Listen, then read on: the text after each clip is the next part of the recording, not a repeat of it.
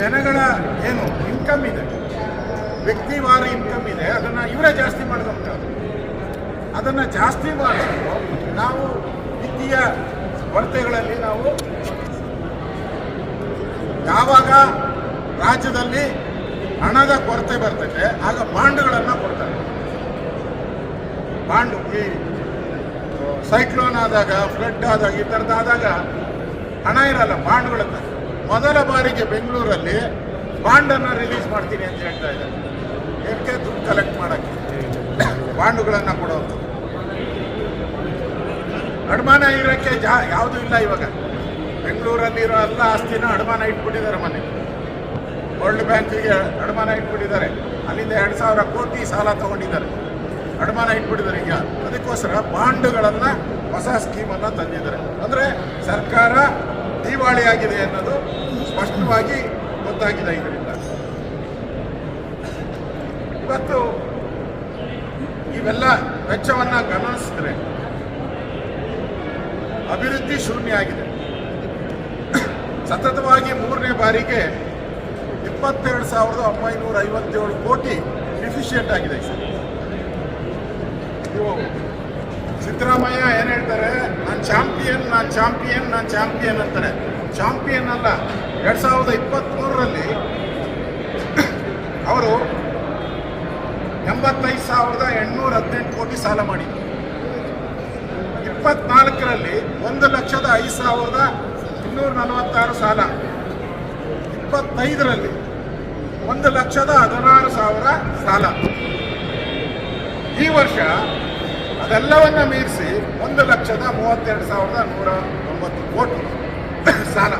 ಒಟ್ಟು 43 ಲಕ್ಷ ಕೋಟಿ, 4 ಲಕ್ಷ 43,000 ಕೋಟಿಯನ್ನು ಸಾಲ ಮಾಡಿದ್ದಾರೆ. ಮತ್ತೆ ಉದ್ಯೋಗ ಅದನ್ನು ಕೂಡ ಈ ಮೀಸಲಾತಿಯ ಹೋರಾಟ ಈಗ ಪೀಕಿಗೆ ಹೋಗಿದೆ, ತೀವ್ರಗೊಂಡಿದೆ. ಆದರೆ ಇವರು ಹೇಳ್ತಾರೆ ನಾವು ನೇಮಕಾತಿಯನ್ನು ಮಾಡ್ತೀವಿ ಅಂತ. ಈಗಾಗಲೇ ಕ್ಯಾಬಿನೆಟ್ನಲ್ಲೇ ಗಲಾಟೆ ಆಗಿ ಮಂತ್ರಿಗಳೆಲ್ಲ ರಾಜೀನಾಮೆ ಮಟ್ಟಕ್ಕೆ ಹೋಗಿದ್ದಾರೆ. ಇವತ್ತು ಪ್ರಾದೇಶಿಕ ಅಸಮಾನತೆಯನ್ನು ಸರಿ ಮಾಡುವಂಥದ್ದಕ್ಕೆ ಯಾವುದೇ ವಿಶೇಷ ಅನುದಾನ ಇಲ್ಲ. ಅದು ಉತ್ತರ ಕರ್ನಾಟಕ ಭಾಗದಲ್ಲಿ, ಕಲ್ಯಾಣ ಕರ್ನಾಟಕ ಭಾಗದಲ್ಲಿ ವಿಶೇಷ ಅನುದಾನಗಳು ಯಾವುದನ್ನು ಕೂಡ ಇವತ್ತು ಕಾಣಿಸ್ತಾ ಇಲ್ಲ. ಇವತ್ತು ಗ್ರಾಮೀಣ ಭಾಗದ ರಸ್ತೆಗಳಿಗೆ ಯಾವುದೇ ಹೊಸ ಯೋಜನೆಗಳಿಲ್ಲ. ಗ್ರಾಮೀಣ ಭಾಗದ ರಸ್ತೆಗಳು ಹಾಳಾಗೋಗಿದೆ. ಯಾವುದೇ ಹೊಸ ಯೋಜನೆಗಳನ್ನು ಇಲ್ಲ. ಇವತ್ತು ಹಾಲಿಗೆ ಪ್ರೋತ್ಸಾಹ ಧನ ಅನೌನ್ಸ್ ಮಾಡಿ 2 ವರ್ಷ 3 ವರ್ಷ ಆಯಿತು. 7 ರೂಪಾಯಿ ಕೊಡ್ತೀರಿ ಅಂತ, ಅದ್ರ ಸುದ್ದಿನೇ ಇಲ್ಲ. ಇಲ್ಲಿ ಒಂದೂ ಇಲ್ಲ. 7 ರೂಪಾಯಿ ಕೊಡ್ತೀನಿ ಅಂದರು. ಇಂಥ ಯಡಿಯೂರಪ್ಪನವರು ಪ್ರಾರಂಭ ಮಾಡಿದ್ರು. 2 ರೂಪಾಯಿ 3 ರೂಪಾಯಿ ಪ್ರಾರಂಭ ಮಾಡಿದ್ದೆ ನಾವು. ಈಗ 7 ರೂಪಾಯಿ ಕೊಡ್ತೀನಿ ಅಂದರು, ಅದೂ ಕೂಡ ಇಲ್ಲ. ಆಯಿತು. ಮಹಿಳಾ ಮತ್ತು ಮಕ್ಕಳ ಕಲ್ಯಾಣ ಇಲಾಖೆಯಲ್ಲಿ ಕಳೆದ ವಿಧಾನಸಭಾ ಅಧಿವೇಶನದಲ್ಲಿ 5,000 ಕೋಟಿ ಮುಂದಾಕಿದ್ರು.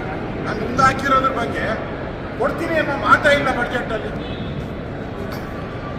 5,000 ಕೋಟಿ ಎಲ್ಲೋಯ್ತು? ಅದು ಇನ್ನೂ ಯಕ್ಷ ಪ್ರಶ್ನೆ ಆಗಿದೆ.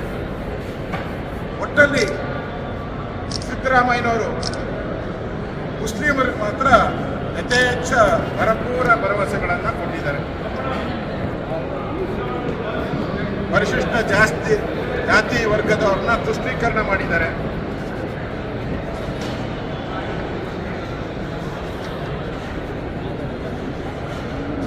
ಅವರು ಘೋಷಣೆ ಮಾಡಿಲ್ಲ. ಮುಂದೆ ಮಾರಿ ಹಬ್ಬ ಅದಿದೆ ಅಂತ ಹೇಳ್ತಾ ಇದ್ರಿ. ಈ ಸರಿನೂ ಹೇಳ್ತಾ ಇದ್ದೀನಿ, ಈ ತೆರಿಗೆಗಳನ್ನು ಇನ್ಮೇಲೆ ಶುರು ಮಾಡ್ತಾರೆ. ಇನ್ನು ನಾಳೆಯಿಂದನೇ ಎಲ್ಲ ತೆರಿಗೆಗಳು ರಾಜ್ಯದ ಜನಗಳ ಮೇಲೆ, ಪೆಟ್ರೋಲ್ ಇರ್ಬೋದು, ಡೀಸೆಲ್ ಇರ್ಬೋದು, ಸ್ಟ್ಯಾಂಪ್ ಡ್ಯೂಟಿ ಇರ್ಬೋದು, ಎಲ್ಲ ತೆರಿಗೆಗಳನ್ನು ಮಾಡುವಂಥದ್ದಕ್ಕೂ ಒಂದು ಕ್ರಮಗಳನ್ನು ಮಾಡ್ತಾ ಇದ್ದಾರೆ. ಹಣಕಾಸಿನ ಪರಿಸ್ಥಿತಿಯನ್ನು ಕುಸ್ತಿಗೆ ತಂದಿದೆ.